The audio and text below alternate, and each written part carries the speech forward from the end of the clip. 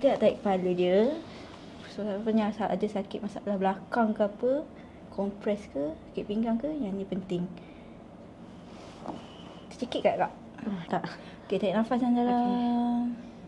Lepas. Okay, lagi sekali. Lepas.